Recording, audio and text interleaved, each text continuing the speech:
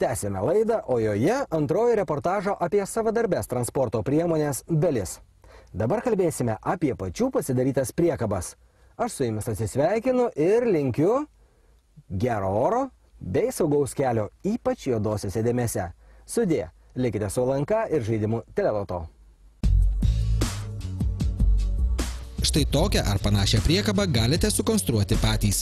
Tai reikia sukurti projektėlį, rasti reikiamas tinkamas detalės, o visa priekaba gali kainuoti gal tik kokį 1000 litų. Tada rūpės, kaip ją įregistruoti. Čia yra kaip pavyzdys savadarbės priekabos.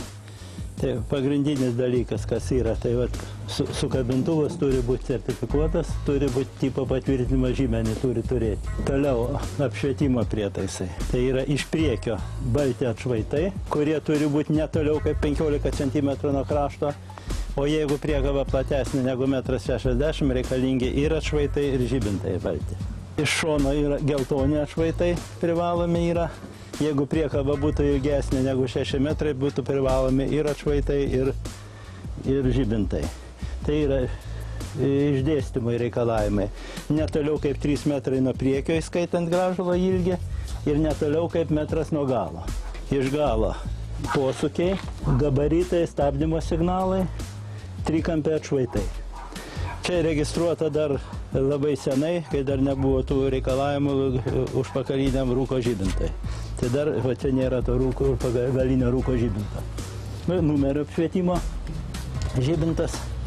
Jeigu įman taip tokių trūkumų, tai priekabai, tai visų pirma, reikalavimus reikalinga atrama grąžulė. Kaip mato, čia ant kaladės pastatyta, bet atramos nėra. Dabar reikėtų ir tą atramą įdėti. Nu ir dar vienas dalykas, tai yra padangos ratai irgi turi būti nuo transporto priemonė ir ant padangų irgi turėtų būti tas sertifikavimo žymuo. Yra galima pasigaminti gan nebrangiai, yra paskaičiavimai reikalinga, tai ašies skaičiavimas ir grąžulo ir rėmo skaičiavimas, kad nustatyti, kiek galima vežti.